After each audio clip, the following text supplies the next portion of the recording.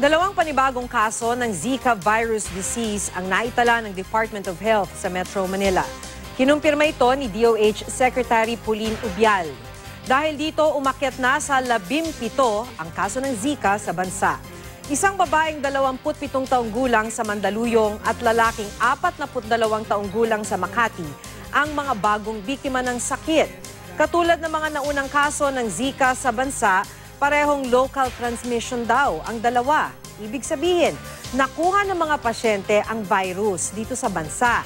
Napag-alaman namang iba raw ang strain ng Zika virus sa ating bansa kumpara sa mga bansa sa South America at Africa.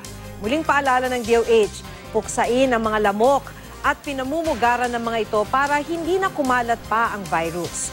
Tulad kasi ng dengue, lamok ang nagdadala ng Zika virus.